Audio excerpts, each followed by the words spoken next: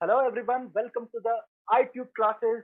आज हम लोग बात करने वाले हैं यूक्रेन और रशिया के इशू पे। यूक्रेन और रशिया के क्या इनके बीच इश्यूज है, इसका क्या हिस्टोरिकल बैकग्राउंड है, इंडिया पर, हमारे हिंदुस्तान पर इसका क्या फर्क पड़ सकता है, ये जियो पॉलिटिक्स को कैसे इम्पैक्ट कर रहा है, यूरोप की पॉलिटिक्स को इम्पैक्ट कर रहा है कैसे, ये सारी बातों पर आज हम लोग चर्चा करेंगे। मेरे सामने है सितेंद्र सर, यूपीएससी एस्पिरेंट को ये कोच करते हैं, इंटरनेशनल रिलेशंस पर इनकी अच्छी पकड़ है। तो हम लोग आज बातचीत करेंगे सितेंद्र सर के साथ इसी मुद्दे पर। तो मेरा पहला सवाल सिकंदर सर के साथ यही है कि सर आप बता दो हम लोगों को कि ये चल क्या रहा है। ये रशिया ने यूक्रेन पर अटैक कर दिया, रशिया ने ऐसा क्यों किया, इसके बारे में एक कॉन्टेक्स्ट हमें प्रोवाइड कर दो हमारे व्यूअर्स को। पहले तो अमितेश जी आपका बहुत बहुत धन्यवाद इतनी अच्छी इंट्रोडक्शन देने के लिए। और हम इन तरह के मुद्दों पे पहले भी बात करते रहे हैं और आज हमने थोड़ा सा अपना रोल चेंज किया है। Today I will be talking here as an expert. Expert तो मैं नहीं कहूंगा, लेकिन यूपीएससी के एस्पिरेंट को जितनी रिक्वायरमेंट होती है एक अच्छी अंडरस्टैंडिंग के लिए इन टॉपिक्स पे, और एक मेंस में आंसर लिखने के लिए जितनी रिक्वायरमेंट उसको होती है, आई थिंक हम उसको फुलफिल कर सकते हैं as an expert, as an diplomat और एज अ स्कॉलर। इतनी हमें रिक्वायरमेंट होती नहीं है, क्योंकि हमारी जो डिस्कशन यहाँ पे बेसिकली होते हैं वो यूपीएससी के पर्सपेक्टिव से हम रखते हैं। तो पहले मैं व्यूअर को ये बताना चाहता हूँ कि हम लोग इसको यूपीएससी के पर्सपेक्टिव से ही कवर करेंगे। दूसरी चीज, जब हम इसकी बैकग्राउंड और कॉन्टेक्स्ट की बात करते हैं, हम लोग देख ही रहे हैं कि किस तरह से रशिया ने, पहले थोड़ा डाउट था कि वो अटैक करेगा कि नहीं करेगा, थोड़ा सा रहता है ना। तो जो मिस्टर पुतिन भाई साहब हैं वो थोड़े से मूडी टाइप के हैं, तो एक थोड़ा सा क्वेश्चन मार्क हमेशा रहता है उनकी इंटेंशन के ऊपर, वो करेंगे कि क्या नहीं करेंगे। जो दुनिया सोचती है वो इसका अपोजिट ही करते हैं। बहुत टाइम से, मतलब इवन 2014 के बाद से ही माहौल बन रहा था। जब 2014 में उन्होंने क्रीमिया के ऊपर अटैक किया था और क्रीमिया को जो उसको जबरदस्ती हथिया लिया था। Crimea was also part of Ukraine. तो तब से ही टेंशन पिछले 7-8 साल से उनके बीच में चल रही थी, और फाइनली अभी यूक्रेन के ऊपर उन्होंने अटैक किया। दोनों पार्टीज, स्पेशली पुतिन से जो पूछा जाता है तो वो अपने अपने अलग रीजंस देते हैं, जिसके बारे में डेफिनेटली हम यहाँ पे बात करेंगे। लेकिन कुल मिला के इस पूरी बात का कंक्लूजन यही निकलता है कि फाइनली रशिया ने यूक्रेन के ऊपर अटैक कर दिया है। बहुत बड़ा ह्यूमैनिटेरियन क्राइसिस तो वहां पे चल ही रहा है। लाखों की संख्या में रिफ्यूजीज, स्पेशली बच्चे और विमेन, वो यूक्रेन को छोड़ के दूसरी कंट्रीज में एज अ रिफ्यूजी जा रहे हैं। ह्यूमैनिटेरियन क्राइसिस तो है ही, उसके अलावा वर्ल्ड ओवर पूरा इकोनॉमिक जो इंपैक्ट देखने को मिल रहा है वो भी बहुत बड़ा है। और जियो पॉलिटिक्स में किस तरह से जो पहले राइवलरी चलती थी वो और ज्यादा स्ट्रॉन्ग यहाँ पे हो गई है। चाहे आप यहाँ पे रशिया की बात करो, यूरोपियन यूनियन, अमेरिका, चाइना की बात करिए, और इंडिया भी अभी काफी बड़े रोल में यहाँ पे सभी के सामने है। और आई होप आज की डिस्कशन में हम लोग कुछ चीजों के बारे में यहाँ पे क्लैरिटी करेंगे। तो ये थोड़ा सा इसमें बिल्कुल कॉन्टेक्स्ट था। बाकी आप प्रोसीड करिए सर। आप किस बिल्कुल मुद्दे पे जानना चाहते हैं सर, जी जी। मेरा सवाल ये है कि कुछ दिनों पहले जो रशिया ने ये अटैक किया यूक्रेन पर, इसका आपको क्या लग रहा है, इसका इमीडिएट कॉज क्या है, क्यों ऐसा किया रशिया ने? देखिए सर, जैसे मतलब हम लोग एक टॉपिक पढ़ते हैं ना अपने यूपीएससी में कि 1857 का जो रिवोल्ट हुआ था उसके कॉजेज बताइए। तो हम उसमें दो तरह से कॉजेज पढ़ते हैं, एक तो लॉन्ग टर्म कॉजेज पढ़ते हैं, एक इमीडिएट कॉजेज पढ़ते हैं। तो ये जो मतलब होता है ना, बहुत समय से ही धुआं थोड़ा थोड़ा उठ रहा था और अभी उसने बेसिकली जाके चिंगारी और एक आग पकड़ी है। इवन आग भी इतनी भयानक हो गई है कि अभी पूरी दुनिया को ही अपने लपेटे में वो ले रही है। तो इसका हम थोड़ा सा पीछे हम जाना पड़ेगा इस कॉन्टेक्स्ट को समझने के लिए। देखिए, पहले से हम लोग जानते हैं यूएसएसआर के बारे में, यानी एक बहुत बड़ा एम्पायर। रशिया बहुत बड़ा एम्पायर है अगर आप देखें एरिया वाइज भी, और रशिया का पूरा कल्चर बहुत डिफरेंट डिफरेंट है। और रशिया पहले यूएसएसआर के अंदर बहुत सारी डाइवर्स रीजन हुआ करते थे, बहुत सारे प्रोविंस हुआ करते थे। और रशिया की जब इकोनॉमी डाउन होना शुरू हुआ, मतलब सेकेंड वर्ल्ड वॉर के बाद, जब यूएसएसआर एक एज अ स्ट्रॉन्ग एम्पायर बन के उभरा, तो 1990s 1991 के दौरान जब रशिया का डिसइंटीग्रेशन हुआ तो बहुत सारी छोटे छोटे प्रोविंस, कुछ बड़े भी थे जैसे यूक्रेन, कजाकिस्तान, तुर्कमेनिस्तान, बेलारूस, ये जो आपको नजर आ रही है वहां पे बहुत सारी कंट्रीज, वो they were a part of Russia at that point of time. लेकिन जब रशिया का डिसइंटीग्रेशन हुआ तो रशिया से अलग हो गए। अब उसमें ऐसा हुआ कि कुछ कंट्रीज ने रशिया के साथ क्लोज रिलेशनशिप रखे, लेकिन कुछ कंट्रीज ने रशिया के साथ इतने अच्छे रिलेशन नहीं रखे। They were moving closer to West, जैसे हम लोग यूरोप की बात करते हैं, अमेरिका की बात करते हैं, राइट। तो एक वो थोड़ा सा माहौल वहां पे बन रहा था रशिया की डिसइंटीग्रेशन के बाद। लेकिन एक चीज आपको यहाँ पे बड़ी इंटरेस्टिंग चीज देखने को मिलेगी, भले ही इन जितनी भी कंट्रीज जो अलग हुई है रशिया से, उनका कल्चर बिल्कुल डिफरेंट रहा हो, डेफिनेटली, लेकिन मोस्टली अगर यहाँ पे आप चीज देखोगे तो वो लोग रशियन लैंग्वेज ही बोलते हैं। और आपको पता है कि लैंग्वेज कल्चर का बहुत बड़ा इंपॉर्टेंट रोल होता है। इतने सालों से जब वो एक रूल के अंडर में काम कर रहे थे, तो बहुत सारे लोग वहां पे रशिया के लिए सिंपथी रखते हैं उन कंट्रीज में भी। और यूक्रेन के अंदर भी बहुत सारे लोग ऐसे रह रहे हैं इस समय जो कि रशियन लैंग्वेज तो बोलते ही हैं, रशिया के कल्चर के काफी ज्यादा आइडेंटिफाई करते हैं, क्योंकि अल्टीमेटली वो कंट्री एक ही पार्ट हुआ करती थी। अब डिसइंटीग्रेशन तो हो गया। देखिए, जब किसी के बुरे दिन चलते हैं ना, तो आपके बहुत खास लोग होते हैं, वो भी आपका साथ छोड़ ही देते हैं। तो जब रशिया के बुरे दिन शुरू हुए 1990s में, तो इन सारी कंट्रीज को लगा कि अरे हमें भी मौका मिल गया है, हम भी इंडिपेंडेंट हो जाएंगे, हम अपना इकोनॉमी संभालेंगे, ये करेंगे वो करेंगे, इस टाइप की चीजें हो रही थी। उन्हीं में से कंट्री यूक्रेन था। और यूएसएसआर के दौरान भी यूक्रेन एक बहुत ही पावरफुल एक प्रोविंस हुआ करता था यूक्रेन का। बहुत सारे न्यूक्लियर वेपन्स वो भी यूक्रेन के अंडर में हुआ करते थे, बहुत सारे न्यूक्लियर पावर प्लांट्स यूक्रेन के अंदर एस्टेब्लिश किए गए थे उस समय में। तो बेसिकली पुतिन, जब भाई साहब 2000 में जब पुतिन आए पावर में, तो उस समय उनकी कैपेसिटी इतनी नहीं थी कि वो इन कंट्रीज को दोबारा से रीऑर्गेनाइज कर सकें या इनको दोबारा से इंटीग्रेट कर सकें। लेकिन उनके मन में शायद एक ये सपना रहा होगा कि ग्रेट रशिया की वो वहां पे बात चलती है कि मैं इन कंट्रीज को इंटीग्रेट करूंगा। तो ये एक पर्सनल लीडर की एस्पिरेशन के ऊपर भी बहुत फर्क पड़ता है इन चीजों का। तो पुतिन ने कई बार ऐसा बोला है प्रेस कॉन्फ्रेंस में कि मैं यूक्रेन को अलग मानता ही नहीं। जैसे हम लोग यहाँ पे अखंड भारत की बात करते हैं, राइट, उसी तरह से रशिया भी अखंड रशिया की बात करता है। अगर मैं आपको ये इस तरह इस लैंग्वेज में बोलना चाहूं, तो रशिया, पुतिन ने बहुत बार कहा है कि यूक्रेन हमारा इंटीग्रल पार्ट है, यूक्रेन के लोग हमारे लोग हैं, यूक्रेन अलग है नहीं, वो रशिया का पार्ट है। और मेरे ख्याल से मुझे ऐसा लगता है कि पुतिन के मन में ये बात जरूर चल रही होगी कि अगर हम लोग यूक्रेन के ऊपर अटैक करते हैं तो वहां के लोग हमारा शायद वेलकम करेंगे, जो कि एक्चुअली हुआ है नहीं। तो थोड़ा सा अगर हम हिस्टोरिकल बैकग्राउंड पे जाएं, तो बेसिकली अपनी आइडेंटिटी को एक्सप्रेस करने का एक वे है। बेसिकली रशिया एक अपनी यूनाइटेड आइडेंटिटी दोबारा से एस्टेब्लिश करना चाहता है वर्ल्ड प्लेटफॉर्म के ऊपर। यूक्रेन अपनी इंडिपेंडेंट जो आइडेंटिटी उसको एस्टेब्लिश करना चाहता है। और वो थोड़ा सा बैकग्राउंड अगर हम लोग इस तरह से देखें तो, और कोल्ड वॉर का दौरान, सेकेंड वर्ल्ड वॉर के दौरान कम्युनिज्म एक साइड में था, जो कैपिटलिस्ट क्लास एक तरफ थी जिसमें अमेरिका जो है वो लीड कर रहा था, दूसरी तरफ जो है कम्युनिस्ट या फिर सोशलिस्ट पार्ट को आप कह लीजिए, रशिया उसको लीड कर रहा था। तो सेकेंड वर्ल्ड वॉर के बाद वो होता है ना कि एक ही गांव में दो चौधरी नहीं रह सकते भैया, है ना। तो वो राइवलरी चलती है जो खानदानों के बीच में, वो मूवीज में हम लोगों ने देखा है। तो एक ही मयान में बेसिकली दो तलवारें आपस में लड़ रही थी बहुत समय से कोल्ड वॉर के दौरान, और सभी ने अपने अपनी कंट्रीज को इन्फ्लुएंस करने की कोशिश किया। रशिया ईस्टर्न यूरोप में अपना इन्फ्लुएंस बढ़ा रहा था, वहीं अमेरिका नाटो के थ्रू वेस्टर्न यूरोप में अपना इन्फ्लुएंस बढ़ा रहा था। वो चीजें चल रही थी, लेकिन फाइनली रशिया उस कोल्ड वॉर में काफी बुरी तरह से डिफीट हुआ। और डिफीट इन द सेंस को डायरेक्टली वॉर तो नहीं था, लेकिन वो एक आइडियोलॉजिकल टाइप का वॉर था। उसमें डिफीट हुआ और उसने अपनी बहुत सारी टेरिटरी लूज कर दिया। तो वो होता है ना घायल, हाँ बिल्कुल सर, वो घायल शेर होता है। वो फिर एक और दोबारा से अटैक करने की कोशिश जरूर करता है कि शायद वो अपना पुराना खोया हुआ राजपाट उसको हासिल कर ले। तो शायद एक ऐसी ही कोशिश रही होगी पुतिन की इसके लिए, क्योंकि पुतिन लगातार कह रहे थे नाटो कि भैया आप अपने आप को एक्सपेंड मत कीजिए, राइट।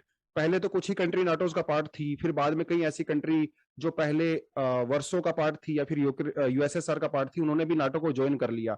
तो कहीं ना कहीं रशिया या पुतिन नाटो के इस एक्सपेंशन को बिल्कुल जब दरवाजे के ऊपर आ ही गया, वो दरवाजे के ऊपर बेसिकली, है ना, उसके थ्रेट मानते हैं कि मेरे दुश्मन जो है मेरे बिल्कुल दरवाजे के ऊपर खड़े हैं, तो कहीं ना कहीं आपका जो गला है वो उनके हाथ में है, अभी कभी भी वो दबा सकते हैं आपके गले को। तो एक वो डर भी था उसके मन में, शायद पुतिन के प्रेसिडेंट के मन में। यस सर, मेरा सवाल इसी सवाल पर एक बनता है कि जो शीत युद्ध है जिसको हम लोग कोल्ड वॉर कहते हैं, कोल्ड वॉर खत्म हुआ, वॉर्स पैक्ट भी उसी के साथ खत्म हो गया, जो सोवियत यूनियन का मिलिट्री ब्लॉक। नेटो खत्म नहीं।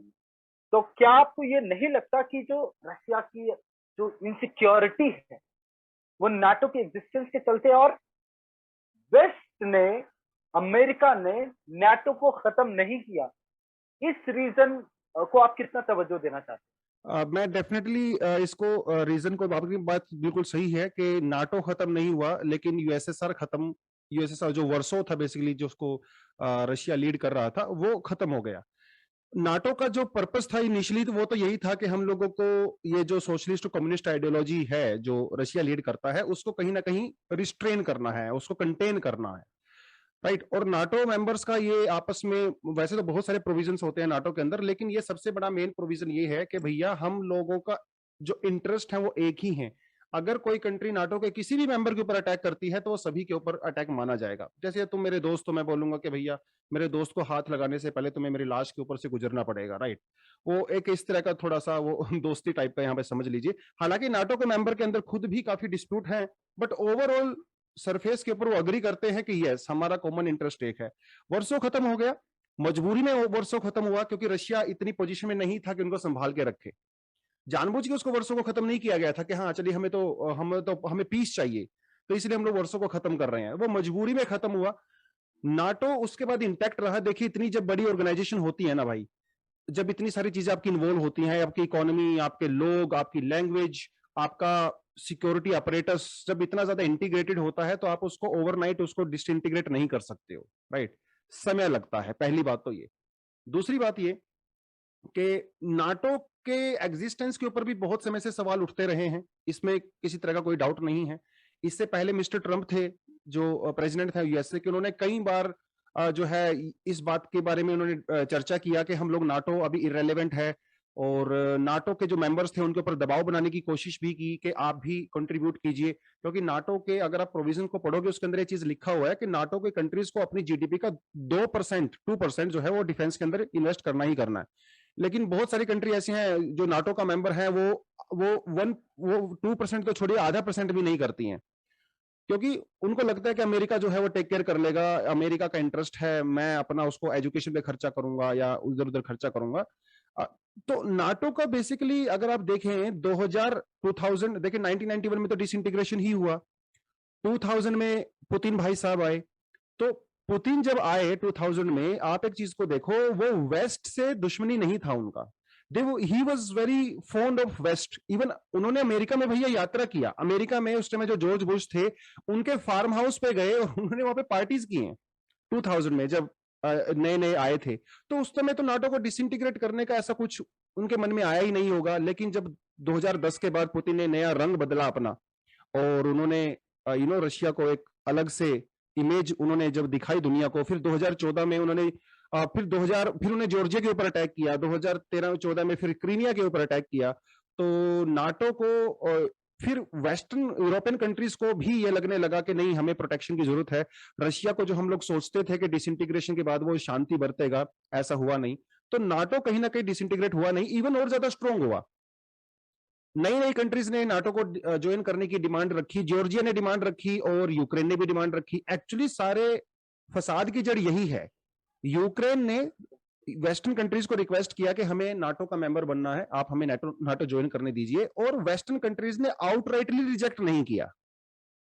ना तो उन्होंने हाँ बोला, ना ही ना बोला। एक चीज आपको मैं बताता चलूं सर, कि नाटो का मेंबर ज्वाइन बनने के लिए जितनी भी कंट्री है नाटो के अंदर, 29-30 कंट्रीज हैं, सभी को यूनानिमसली अग्री होना पड़ता है। तो अगर एक कंट्री भी डिसअग्री करती है तो वो ज्वाइन नहीं हो सकता। तो ये बात तो पक्की थी पहले से 100% के यूक्रेन नाटो को ज्वाइन नहीं करेगा, क्योंकि कई सारी कंट्री ऐसी हैं जो कि नाटो यूक्रेन के अगेंस्ट में थी। लेकिन पुतिन को ऐसा लगा कि शायद यूक्रेन जो है वो ज्वाइन ना कर ले, जॉर्जिया उसको ज्वाइन ना कर ले। इवन थोड़े समय पहले आपको पता होगा उन्होंने फिनलैंड को भी धमकी दिया है।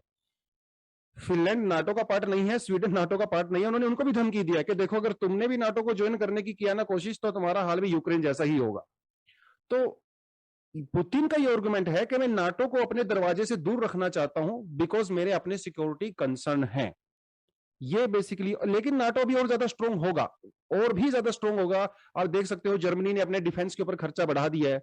पहले जर्मनी कम करता था, अभी उसने कर दिया है। और भी जो जितनी भी कंट्री वहां पे, फ्रांस है, उसने भी अपना डिफेंस बजट बढ़ा दिया है। इवन नाटो अभी और ज्यादा स्ट्रांग होगा जैसे जैसे पुतिन की जो इंटेंशन है वो सामने आ रही है। बिल्कुल। इससे रिलेटेड एक बहुत ही पॉपुलर सवाल है और डिबेट भी चल रहा है, और एकेडमिक डिबेट चल रहा है, यूपीएससी एस्पिरेंट्स के बीच डिबेट चल रहा है, और एक पॉपुलर डिबेट भी है कि रशिया ने यूक्रेन पर अटैक कर दिया, यूक्रेन को बचाने के जो भी बड़े बड़े वादे किए थे अमेरिका ने अपने प्रॉमिस को फुलफिल किया है नहीं किया, ये तो हम लोग कह सकते हैं कि उसने प्रिवेंट नहीं कर पाया यूक्रेन पर अटैक। इसी तरह से हम लोगों ने देखा था ट्रंप ने अमेरिका फर्स्ट पॉलिसी की बात की थी। उन्होंने अपने अलाइज को कह दिया था कि अपना सिक्योरिटी का खुद देख लो, इतना जो सिक्योरिटी पर मुझे खर्च करना पड़ रहा है, अमेरिका को खर्च करना पड़ रहा है, उतना अब मैं नहीं करूंगा। इस तरह की बातें ट्रंप भी करते थे। अफगानिस्तान से भी अमेरिका ने खुद को विड्रॉ कर लिया। यहां पर यूक्रेन को बचाने में अभी तक तो ये कहा जा सकता है कि सक्सेसफुल नहीं रहा है अमेरिका। अब इंटरनल सपोर्ट कितना मिल रहा है कितना नहीं मिल रहा है, ये डिस्प्यूट की बात है। इस पर बहुत सारे लोगों की बहुत सारी राय है। क्या ये मूवमेंट दिखा रहा है पिछले 2-3 साल की जो घटनाएं हुई, अफगानिस्तान से अमेरिका का वापस आना, फिर ट्रंप के समय उनका जो पेरिस डील से वापस निकल जाना, उनका ट्रांस पैसिफिक पार्टनरशिप से बाहर निकलने की बात करना, डब्ल्यूटीओ से बाहर निकलने की बात करना, क्या America as a global player उसका डिक्लाइन ये सर्टेन कर रहा है? इस मुद्दे पर आप प्रकाश डालें। सर इसमें तो कोई डाउट नहीं है कि वो डिक्लाइन कर रहा है। इसमें किसी तरह कोई डाउट नहीं है। 1991 के बाद जब डिसइंटीग्रेशन हुआ रशिया का, तो उससे पहले तो 2 ही सुपर पावर हुआ करती थी। तो कई सालों तक लगातार, मैं तो बोलूंगा 2005 के लगभग तक, 2005 तक वर्ल्ड में एक ही सुपर पावर रही, जो कि अमेरिका था, क्योंकि चाइना उस समय इतना स्ट्रोंग नहीं था। इवन अमेरिका ने रशिया के अगेंस्ट में चाइना को बहुत सपोर्ट किया। अमेरिकन कंपनीज ने चाइना में इन्वेस्ट किया, वहां पे प्रोडक्शन किया। चाइना और America they were good allies, because एक रशिया उन्होंने ध्यान में रखा हुआ था। तो 1980s के बाद अगर आप देखोगे तो चाइना को बहुत सपोर्ट मिला है अमेरिका का। चाइना भी अमेरिका के काफी क्लोज था बहुत बहुत सारी चीजों में। लेकिन जब चाइना का राइज वहां पे शुरू हुआ, राइट, तो रशिया की तो इकोनॉमी समझ लीजिए आप वैसे ही डाउन जा ही रही थी। तो एक 2005 और 6 के बाद ही ये बिल्कुल विजिबल हो गया था कि अभी दुनिया में कोई एक वर्ल्ड पावर नहीं रहने वाला है। There would be multiple power centres. India ने भी हमेशा ही मल्टीपल पावर सेंटर्स की बात की है। इंडिया भी की एक फॉरेन पॉलिसी में हम लोग कभी सपोर्ट नहीं करते कि दुनिया में एक ही पावर सेंटर होना चाहिए, चाहे वो कोई भी हो, चाहे वो रशिया हो, चाहे वो अमेरिका, कोई भी हो। तो डेफिनेटली अमेरिका का एज अ वर्ल्ड पावर तो डिक्लाइन है ही। और शायद एक वही छटपटाहट भी नजर आती है अमेरिका में पिछले कुछ सालों में देखा जाए, चाहे वो चाइना के साथ ट्रेड वॉर हो, चाहे वो नाटो को दोबारा से रिवाइव करने की बात हो, चाहे वो इंडो पैसिफिक में अपनी प्रेजेंस को दोबारा से, अभी ओकस देखो ऑस्ट्रेलिया के साथ उन्होंने डील किया है, चाहे यूके के साथ मिलके, राइट, चाहे वो हो, चाहे ओबामा के दौरान उन्होंने एक और बात करते थे, एशिया पिवोट की बात करते थे, राइट, चाहे वो क्वाड हो। तो कहीं ना कहीं अमेरिका को भी इस चीज का रियलाइजेशन है कि भैया अभी गांव में तुम अकेले प्रधान नहीं हो, राइट, अभी कुछ और लोग भी निकल रहे हैं, चाहे उसमें इंडिया भी क्यों ना हो, चाइना, रशिया एक डिक्लाइनिंग पावर डेफिनेटली है, लेकिन आज भी रशिया का जो माइट है उसको आप इग्नोर नहीं कर सकते। तो डेफिनेटली अमेरिका का कहीं ना कहीं डिक्लाइन तो है, और इकोनॉमिक डिक्लाइन भी है, और स्ट्रेटेजिक डिक्लाइन भी कहीं ना कहीं है। क्योंकि जितना अगर आप देखोगे जो डिफेंस में फर्क हुआ करता था, अगर आज के समय में डिफेंस में उतना ज्यादा फर्क नहीं है। चाइना अपने डिफेंस के ऊपर बहुत ज्यादा इन्वेस्टमेंट कर रहा है, रशिया तो करता ही रहा है। रशिया में तो एक समय ऐसा था 1980s का दौर, जब वो अपनी जीडीपी का 20% के लगभग जीडीपी का डिफेंस पे खर्चा कर ही रहे थे। तो डेफिनेटली अमेरिका का डिक्लाइन तो है, लेकिन अभी अमेरिका इस पोजीशन में है कि अभी भी जो वर्ल्ड पॉलिटिक्स को वो डेफिनेटली इन्फ्लुएंस कर सकता है और कर भी रहा है। और जहां तक प्रिवेंट करने की बात है, देखिए प्रिवेंट करना is a different thing, right. Ukraine NATO का पार्ट नहीं है। बाइडेन ने साफ साफ कहा है कि हम लोग यूक्रेन के अंदर डायरेक्ट इन्वॉल्व नहीं हो सकते। ये तो ऑब्वियस सी बात है। अगर वो यूक्रेन के अंदर अपने फोर्सेस भेजेंगे तो रशिया के साथ डायरेक्ट क्लैश है, जो कि वर्ल्ड वॉर 3 का डायरेक्ट एक इंडिकेशन है। ये तो उनको भी पता है, ये सबको पता है कि यूक्रेन के अंदर नहीं, क्योंकि यार वो लीगली बाइंडिंग भी नहीं है ना यूक्रेन में भेजने के लिए अपने सोल्जर्स को। हाँ, लेकिन जितना उनसे बन पड़ रहा है उतना वो डेफिनेटली कर रहे हैं, चाहे वो फ्रांस हो, जर्मनी हो, यूके हो, और इन अमेरिका हो, बहुत सारा डिफेंस का सप्लाई वहां पे भेज रहे हैं। और इसी वजह से इस मामले को खींचे हुए 1 महीना से लगभग ज्यादा हो गया है, और अभी तक रशिया जो है बहुत बड़ी टेरिटरी के ऊपर अनेक्स नहीं कर पाया है। इवन पिछले 2-3 दिन में तो सिग्नल आया कि वो कीव से भी थोड़ा बाहर जा रहा है। जितनी फोर्सेस आ रही थी वो थोड़ा पीछे हट रही हैं। उतना ज्यादा यूक्रेन को, रशिया को लगा होगा कि अरे चलिए ठीक है, जैसे मैंने क्रीमिया को 2 दिन के अंदर ही सफाया कर दिया, और वेस्ट वाले कुछ नहीं कर पाए। तो शायद इस बार भी ऐसा ही होगा, 2-3 दिन के अंदर हो जाएगा सारा मामला और वो सरेंडर कर देंगे और मैं आराम से वहां पे अपनी कोई पपेट गवर्नमेंट बैठा दूंगा और जैसे बेलारूस के अंदर उन्होंने किया हुआ है और मेरा काम हो जाएगा। लेकिन उनको अंदाजा नहीं था कि इस बार वेस्ट का रिएक्शन क्रीमिया वाले से बिल्कुल डिफरेंट होने वाला है और इसी वजह से शायद इस समय रशिया बैकफुट पे भी है। ये बात तो पक्की है कि अमेरिका का डिक्लाइन हो रहा है, लेकिन ये बात भी पक्की है आज भी अमेरिका वर्ल्ड पॉलिटिक्स को, जियो पॉलिटिक्स को डिफाइन करने की पोजीशन में है। तो उस लेवल पे जाने में अभी तो काफी समय लगेगा कि जब अमेरिका इतना वीक हो जाएगा कि कोई इसकी सुनेगा नहीं वो तो उसमें भी समय है। बिल्कुल। मेरा ये सवाल अगला है कि रशिया में ये पुतिन का डिसीजन था कि यूक्रेन पर अटैक किया जाए। अब आप देखिए रशिया की इकोनॉमी बहुत अच्छा नहीं कर रही है। जब जब क्रीमिया को उन्होंने अनेक्स किया था तो वेस्टर्न यूरोप ने उन पर बहुत ज्यादा सैंक्शंस लगा दिए थे, तो उनकी इकोनॉमी की हालत उतनी अच्छी नहीं थी। आपको क्या लगता है, क्या ये लैक ऑफ डेमोक्रेसी आप कहिएगा रशिया में कि डेमोक्रेसी वहां कम है, इसीलिए एक इंसान, एक इंस्टीट्यूशन के अंदर इतना पावर होता है कि वो दूसरी कंट्री को अटैक कर देता है, जबकि ये जानते हुए कि रशिया की इकोनॉमिक कंडीशन उतनी अच्छी नहीं है। रशिया ऑलरेडी बहुत सारी क्राइसिस को झेल रहा था जब उन्होंने क्रीमिया को अनेक्स किया था। तो और ऊपर से आपने ये देखा कि अमेरिका के राष्ट्रपति ने इसमें इन्वॉल्व होने की बात नहीं की। उन्होंने कहा कि हम लोग डायरेक्ट सपोर्ट नहीं करेंगे, हम लोग डायरेक्ट एंट्री नहीं करेंगे इस वॉर में। क्या ये कहीं ना कहीं नहीं दिखाता है कि इलिबरल डेमोक्रेसी, या बोलिए जहां डेमोक्रेसी की कमी है वहां वो लोग, वो इंस्टीट्यूशंस, वो लीडर्स ज्यादा अग्रेसिव होते हैं और वॉर ओरिएंटेड होते हैं, क्योंकि रशिया की इकोनॉमिक कंडीशन कोई बहुत अच्छी नहीं है, फिर भी उन्होंने ये डिसीजन लिया। तो इस मुद्दे पर एक बार बात कर लीजिए, फिर हम लोग भारत पर आएंगे। हाँ बिल्कुल सर, देखिए हम लोग वीक डेमोक्रेसी, पहली बात तो ये आप दिमाग से निकाल दिए कि रशिया के अंदर किसी तरह का डेमोक्रेसी है, वहां पे डेमोक्रेसी है नहीं।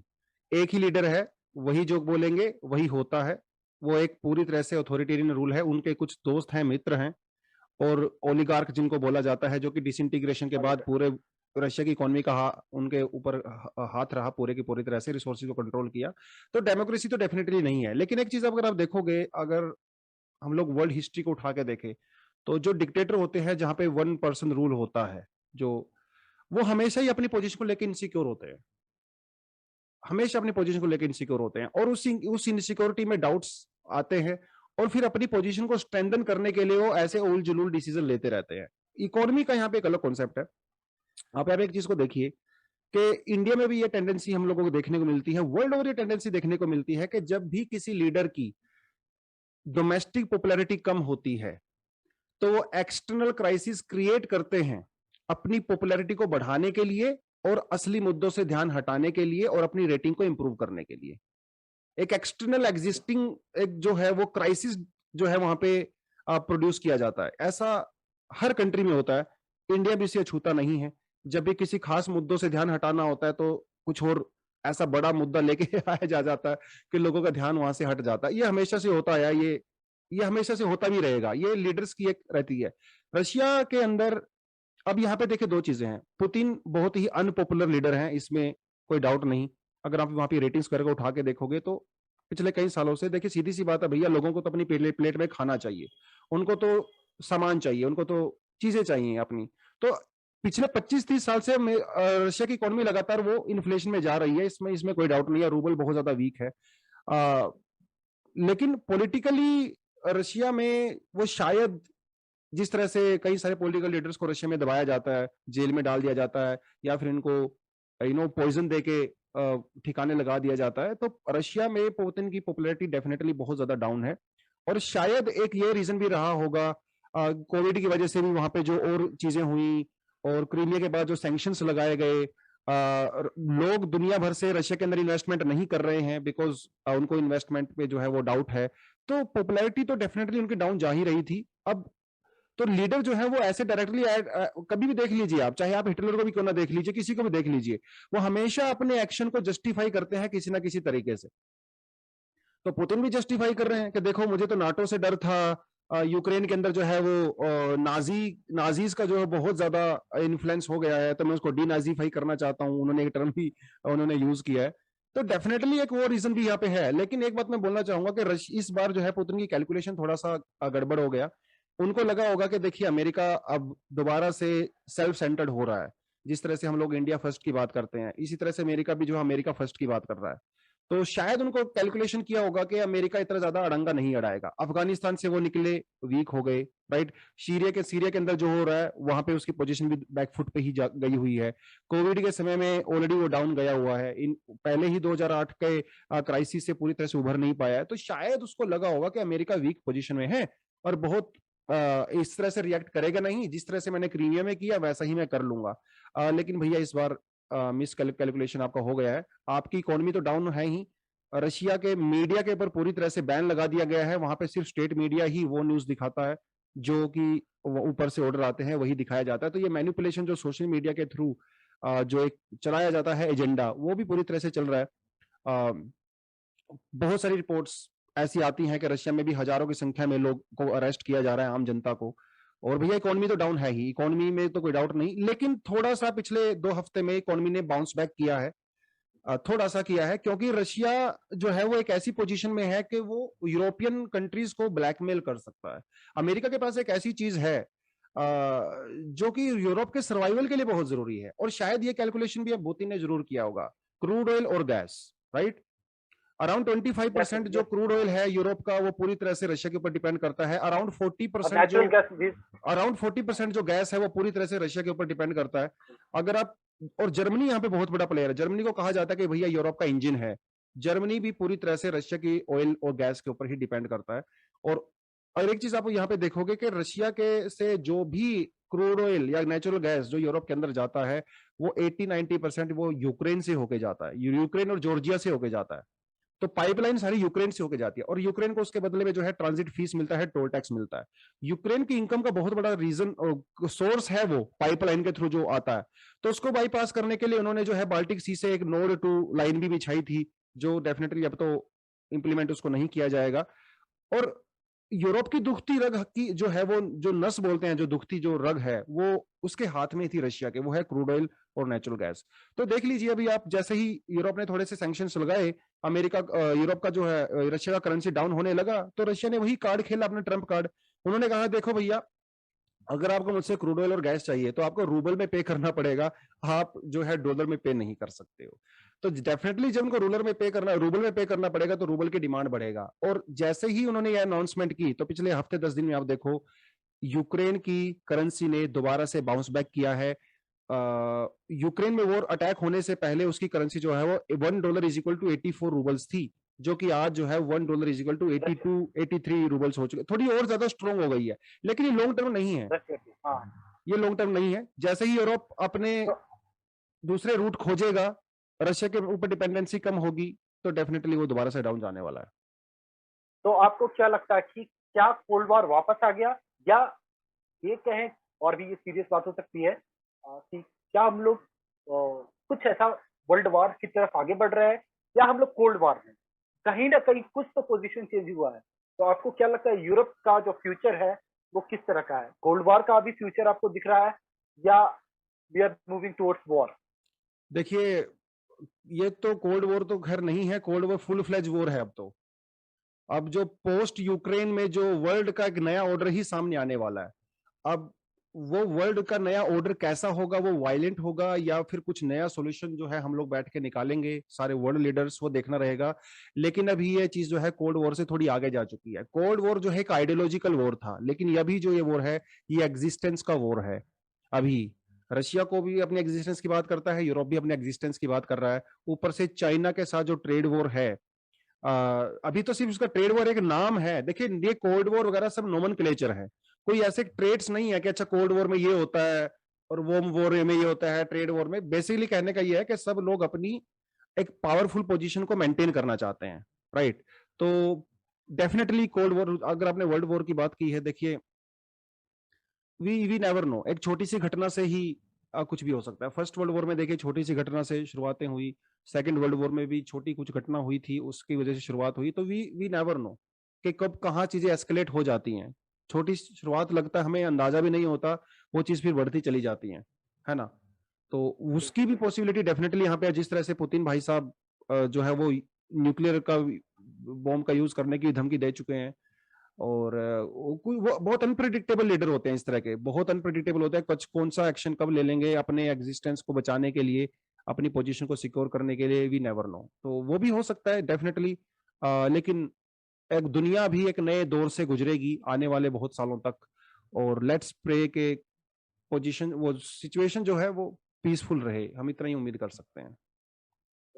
और सर सबसे जरूरी सवाल जो सब लोग पूछ रहे हैं, और ये सबके एग्जाम के लिए भी बहुत ही इंपॉर्टेंट सवाल है, इंडिया का स्टैंड जो रहा है वो क्यों रहा है। और इसको आप इस कॉन्टेक्स्ट में भी देखिए कि अमेरिका के डेप्यूटी एनएसए ने एक धमकी ही कह लीजिए, उन्होंने कह दिया कि अगर चाइना पर अटैक कर तो बचाने नहीं आएगा।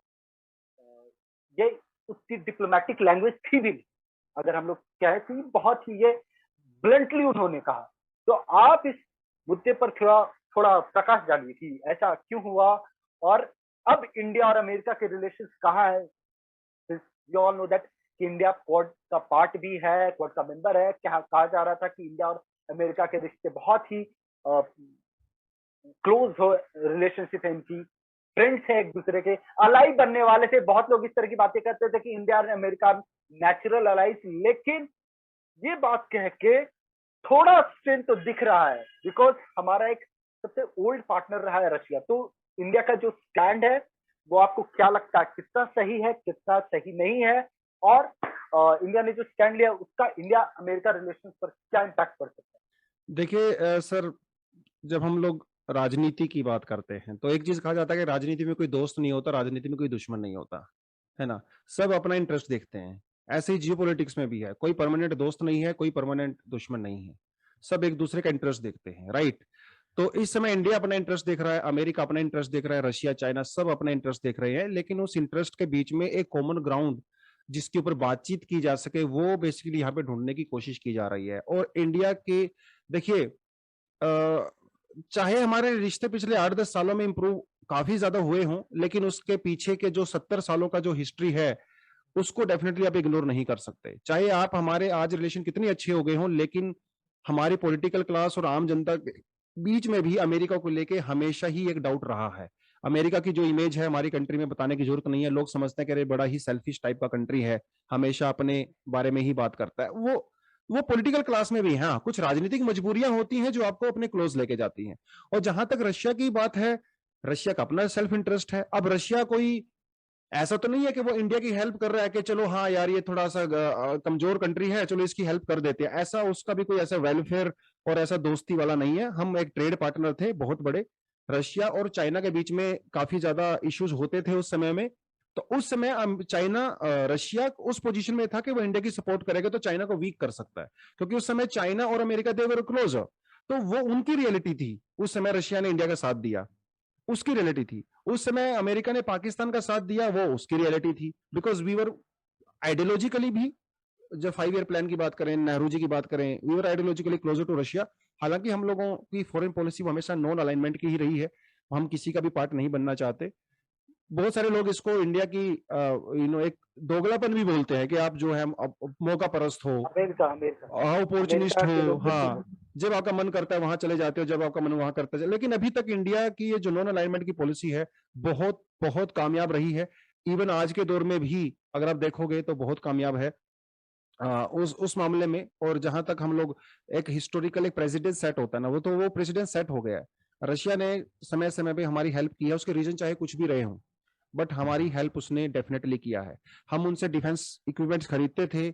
बहुत सारे लोगों का ये भी कहना है कि जो रशिया के, और सिर्फ डिफेंस इक्विपमेंट खरीदते नहीं है, रशिया की सबसे बड़ी खास बात यह है कि वो टेक्नोलॉजी भी ट्रांसफर करता है इंडिया को, जो बहुत ज्यादा चीजें हैं। डिफेंस तो हम लोग फ्रांस से भी ले रहे हैं, वो तो हम लोग इसराइल से भी ले रहे हैं, लेकिन रशिया के कंपैरिजन में उन कंट्री से टेक्नोलॉजी ट्रांसफर बहुत ज्यादा कम है।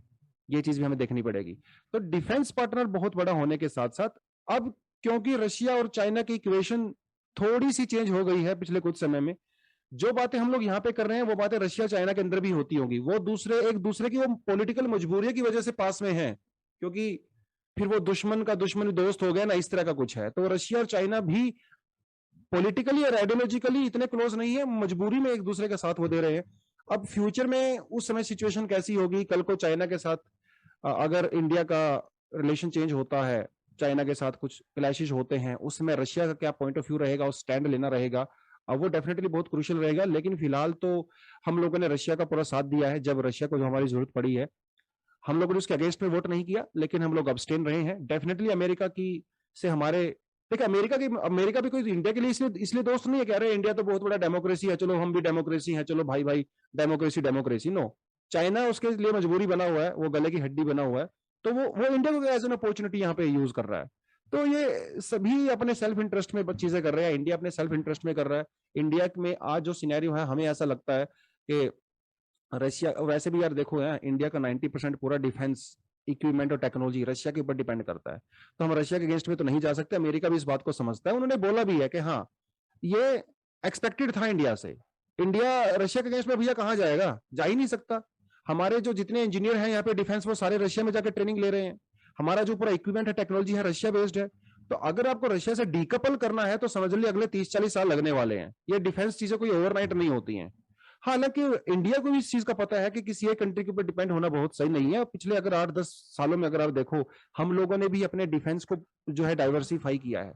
अब हम लोग अमेरिका से भी कुछ खरीद रहे हैं, इसराइल से भी खरीद रहे हैं, फ्रांस से भी खरीद रहे हैं। इंडिया भी धीरे धीरे एक कंट्री के ऊपर डिपेंडेंट नहीं है, बट इन चीजों में समय लगता है, ये टेक्नोलॉजी ट्रांसफर, डिफेंस और इक्विपमेंट्स। जी जी। और मुझे लगता है कि इसके पीछे एक ये रीजन भी हो सकता है कि हम लोग देख रहे हैं पिछले 5-6 सालों से रशिया, चाइना और पाकिस्तान की आपस की एक जो नजदीकियां वो बढ़ रही है। 2016 में रशिया ने हेलीकॉप्टर बेचा था M16 पाकिस्तान को, जो कि अटैक हेलीकॉप्टर्स थे। हमारे यहाँ पुलवामा अटैक हुआ, उसके बाद भी रशिया और पाकिस्तान का मिलिट्री एक्सरसाइज कंटिन्यू रहा। तो आपको ये नहीं लगता कि इंडिया का ये डिसीजन रशिया को सपोर्ट करना ये इसलिए भी था कि हम लोग चाहते हैं कि ये जो रशिया, चाइना, पाकिस्तान एक्सिस बन रहा है रीजन में, ये जो कोलैबोरेशन जैसा कुछ दिख रहा है कि रीजन में बन रहा है आफ्टर दिस क्वाड थिंग, तो उस कोलैबोरेशन को, उस एक्सिस को कमजोर किया जाए, उस नजदीकी को रोका जाए, कम किया जाए। ये भी एक रीजन है मेरे हिसाब से।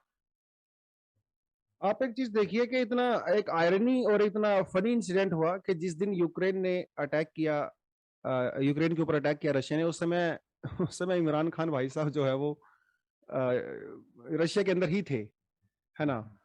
तो मीटिंग था उनका, हालांकि कुछ हुआ नहीं उस मीटिंग में, वो तुरंत वहां से भागे और बातचीत भी ऑफ कोर्स नहीं हो पाया। ऐसे टेंस माहौल में कहाँ कुछ हो ही नहीं पाता है।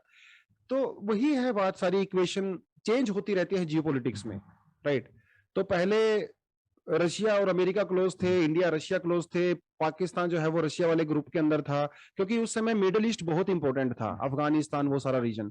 तो मिडिल ईस्ट में अगर आपको एक्सेस चाहिए तो आप पाकिस्तान के बिना, ऐसा बोला जाता है कि उस एरिया में पत्ता भी नहीं हिलता है। तो अमेरिका उस समय पाकिस्तान के साथ में था। आज अमेरिका की नजरों में मिडिल ईस्ट की उतनी इंपॉर्टेंस नहीं है जितनी पहले थी, तो इसीलिए पाकिस्तान की इंपॉर्टेंस भी नहीं रही है। और तो पाकिस्तान भी छटपटा रहा है बेचारा, जाए तो जाए कहां। अब वो रशिया के पास भी एकदम कोशिश कर रहा है वो चाइना के बोलने पे कि चलिए भैया आप हमारे दोस्त से थोड़ा हाथ वाथ मिला लीजिए। लेकिन अगर वही इंडिया का जो हाल है वही पाकिस्तान का हाल भी है। पाकिस्तान का भी 95% जो डिफेंस इक्विपमेंट है, टेक्नोलॉजी है, पूरी अमेरिका और वेस्टर्न कंट्रीज बेस्ड है। तो आप हो सकता है कुछ ट्रेड के मामले में कुछ पॉलिटिकली मीटिंग वीटिंग कर रहे हो, लेकिन ये नेक्सस अभी हम इसको नहीं बोल सकते। नेक्सस का मतलब तो ये होता है कि आप फॉर्मली कोई चीज डेवलप करते हो किसी कंट्री को टारगेट करके, वो नेक्सस नहीं बोल सकते। हाँ, हम ये कह सकते हैं कि जो पहले इनके रिश्तों में जो ठंडक थी, अभी वो थोड़ी सी गर्माहट शायद वहां पे आना शुरू हुआ है। पाकिस्तान नहीं, मैं बोल रहा था एक्सिस, एक एक्सिस बन रहा है, एक इनका कोलैबोरेशन जैसा कुछ। ये साइकोलॉजिकल कॉन्सेप्ट भी होता है कि रशिया, चाइना, पाकिस्तान आपस में साथ में आ रहे हैं उस रीजन में। तो थोड़ा, इस हाँ तरह का बिल्कुल, एक एक्सिस। थोड़ा बोल सकते हो कि मतलब आप ये कह सकते हो इस तरह से, इन द सेंस के हाँ थोड़ा बहुत वो लोग आइडियोलॉजिकली एक दूसरे के पास आने की कोशिश कर रहे हैं। और चाइना यहाँ पे बहुत बड़ा इंपॉर्टेंट रोल प्ले करता है। जैसे ब्रिक्स की अगर बात करो, ब्रिक्स में भी के चाइना की रिक्वेस्ट पे हम लोगों ने साउथ अफ्रीका को वहां पे ऐड किया। हालांकि साउथ अफ्रीका की इकोनॉमी उतना अच्छा नहीं है, तो शायद चाइना के कहने पे ही अमेरिका, पाकिस्तान जो है वो रशिया के साथ थोड़ा बहुत कुछ ना कुछ कर रहा है। लेकिन एक्सिस एक्सिस भी मैं तो इसको वैसे पर्सनली मैं इसको एक्सिस भी नहीं कहूंगा। क्योंकि अभी तक पहली बात तो रशिया ने पाकिस्तान के साथ कोई ऐसा डील बहुत ज्यादा डायरेक्टली किया नहीं जो इंडिया को डायरेक्टली इन्फ्लुएंस करे, और कर भी नहीं पाएगा, क्योंकि इंडिया रशिया के रिश्ते कुछ ऐसे हैं कि रशिया ने पहले बोला हुआ है कि हम किसी ऐसी कंट्री के साथ डील नहीं करेंगे, खासकर डिफेंस जो कि इंडिया के एडवर्सरीज हैं। हाँ, बातचीत करी आप पॉलिटिकली, वो कोई उसमें प्रॉब्लम नहीं है, इंडिया भी बहुत जगह बात करता है, इंडिया तो पाकिस्तान से भी बात करता है, हम हर किसी से बात करते हैं, बात करने में कोई दिक्कत नहीं है। हाँ, लेकिन क्योंकि जो जियोपॉलिटिक्स की जो चीजें होती हैं वो कोई 2 साल 4 साल के लिए नहीं होती है, वो अगले 20-30 सालों का एजेंडा को देख के तैयार किया जाता है। तो उस रीजन में हो कुछ ना कुछ डेफिनेटली वहां पे भी कुछ कुछ तो पकड़ा होगा उनके बीच में भी, है ना।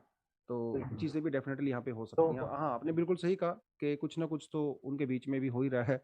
लेट्स होप कि वो इतना ना हो कि हम लोगों को बहुत ज्यादा इन्फ्लुएंस करे, लेकिन हम अब आप एक सिर्फ बता दीजिए कि इंडिया को क्या करना चाहिए। देखिए, इंडिया भी एस्पायर करता है कि एक अक्नॉलेज पावर के रूप में वो एक्सेप्ट किया जाए हर जगह पर। और इंडिया का, जैसे कि आपने शुरू में ही कहा था, कि इंडिया का मल्टीपोलर वर्ल्ड ऑर्डर में विश्वास है। तो इंडिया को आगे किस तरह से आगे बढ़ना चाहिए, इंडिया को क्या करना चाहिए, ये आखिरी सवाल है मेरा, और उस आखिरी सवाल का आप जवाब दें। देखिए, वैसे हम लोगों ने इंडिया के ऊपर क्या इम्पैक्ट हुआ इसके बारे में ज्यादा बात किया नहीं, जो कि मुझे लगा था कि हमारे डिस्कशन का मेन मुद्दा रहेगा। बट एनीवेज, इंडिया के ऊपर तो खैर कई तरीके से इम्पैक्ट हो सकता है इस चीज का। इकोनॉमिकल इम्पैक्ट भी हो सकता है, जियोपॉलिटिकल इम्पैक्ट भी हो सकता है, और बहुत सारे तरह का इम्पैक्ट इंडिया पे हो सकता है। लेकिन एक चीज आपको बताता चलूं कि रशिया जो है वो हमारी ट्रेड का सिर्फ 1% है, ग्लोबल ट्रेड का। तो ट्रेड रिलेशन हमारे साथ रशिया के बहुत ज्यादा नहीं है, और उससे 1% पे डिफेंस भी आ गया। मतलब आप एक चीज देख लीजिए।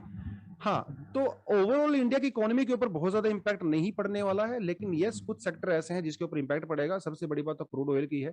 जब से ये शुरू हुआ है क्राइसिस क्रूड ऑयल की, डेफिनेटली यहाँ पे क्रूड ऑयल, आपका आवाज नहीं आ रही है क्या मेरी? हाँ, बिल्कुल आ रही है, ओके।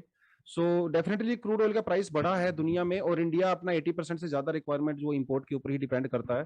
और क्रूड ऑयल सिर्फ दोस्तों क्रूड ऑयल नहीं है दोस्तों, क्रूड ऑयल जो है वो इन्फ्लेशन क्रिएट करता है। क्रूड ऑयल की वजह से आपका ट्रांसपोर्टेशन महंगा हो जाता है, फार्मास्यूटिकल हो गया, प्लास्टिक हो गया, कॉस्मेटिक हो गया, बहुत सारी चीजें ऐसी हैं जो क्रूड ऑयल से जुड़ी हुई हैं, और वो सब महंगी हो जाती हैं।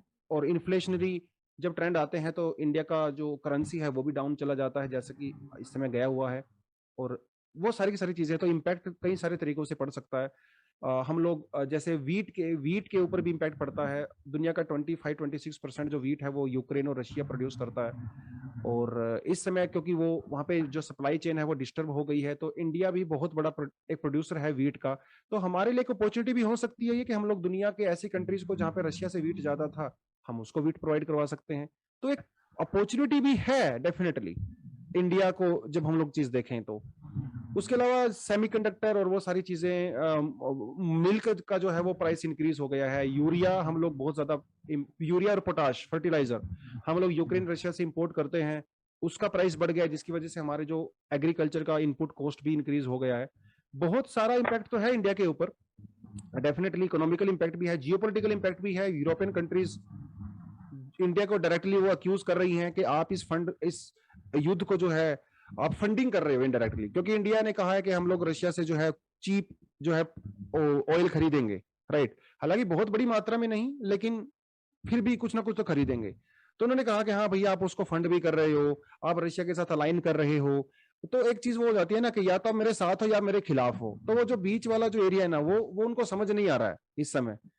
तो इंडिया वो बीच वाली, हमेशा ने इंडिया ने तो बीच वाली पोजीशन ही अपने यहाँ पे देखी है। हम लोग तो नॉन तो अलाइनमेंट, इंडिया स्ट्रेटेजिक ऑटोनॉमी भी कहता है, नॉन हाँ बिल्कुल अलाइनमेंट बिल्कुल के सर, बारे में। बिल्कुल। हम तो इंडिपेंडेंट कंट्री है, तो हम लोग किसी के दबाव में आके तो काम नहीं करते हैं। जो हमें लगता है कि हमारे हिसाब से सही है, तो कोई हमें डिक्टेट नहीं कर सकता। बेसिकली ये चीज हम लोगों ने बार बार देखी है, और इस बार भी देखी है। चाहे हम लोग अमेरिका के साथ इतना क्लोज रहें, 2+2 डायलॉग कर लें, कोड हो जाए, दुनिया भर की चीजें हो जाए, लेकिन जब भी हमारे नेशनल इंटरेस्ट की बात आती है तो हम लोग अपनी इंडिपेंडेंट पॉलिसी को ही फॉलो करते हैं।